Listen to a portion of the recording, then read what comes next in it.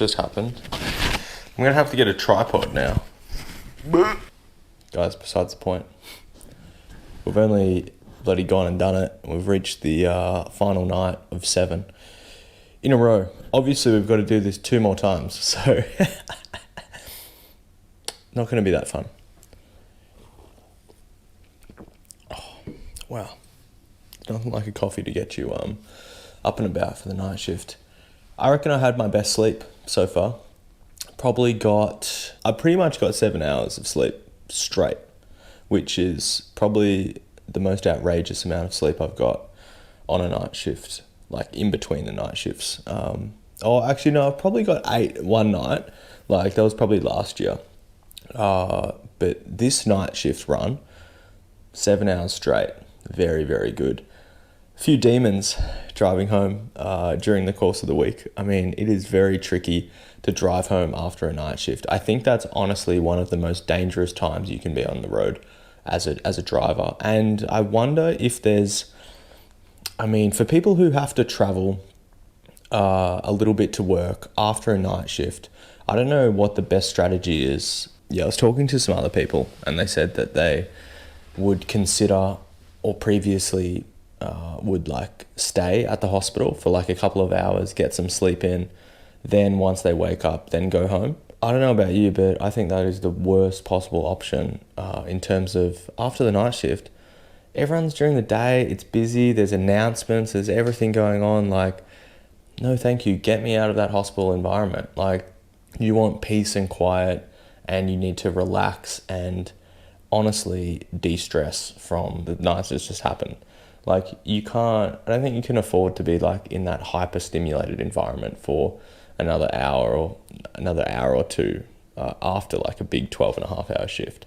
I wonder if there should be some sort of like taxi voucher or some sort of, I don't know, maybe like I was honestly just considering Ubering, to be honest. And it would be fine going to the hospital. It would be like not too bad. It would only take me like the same amount of time, half an hour or so.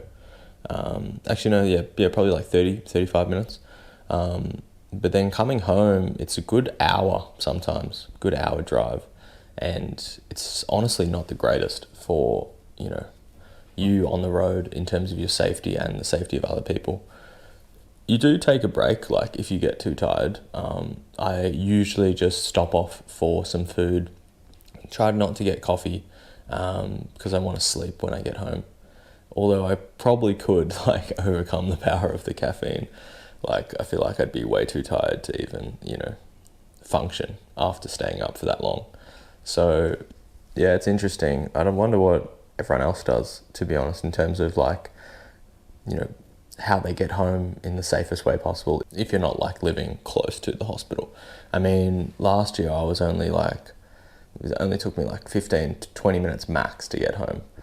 15 minutes to get there, honestly, when I left for night shift, and 20 minutes to get home probably during the daytime, just because there's more traffic, there's more people on the road. It's just like starting the new day. Anyways, we'll figure it out. I think it's probably the best to Uber or catch a train or something, or public transport.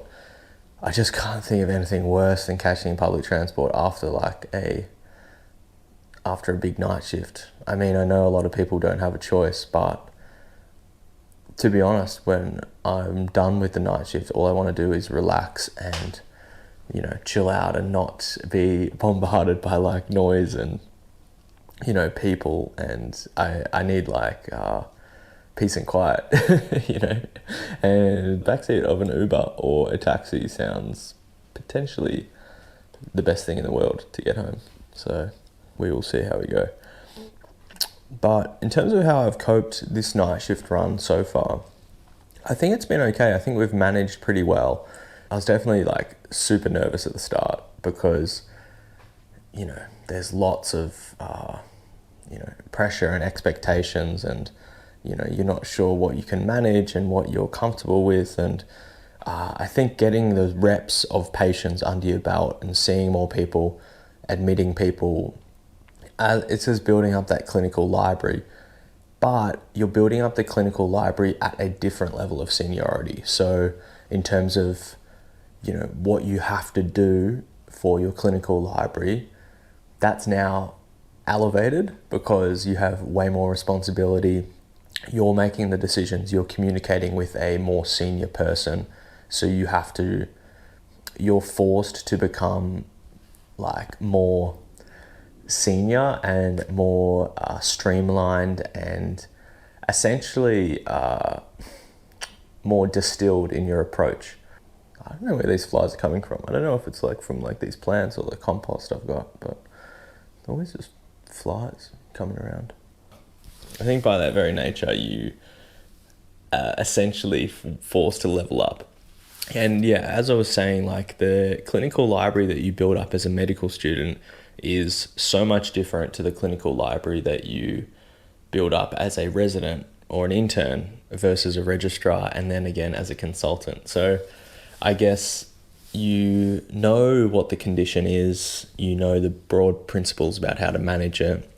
Now it's about making the management decisions, working out what the next steps are, what to do, for step A, B, and C, what to do if someone gets sick. You're actually doing all the things on the ground.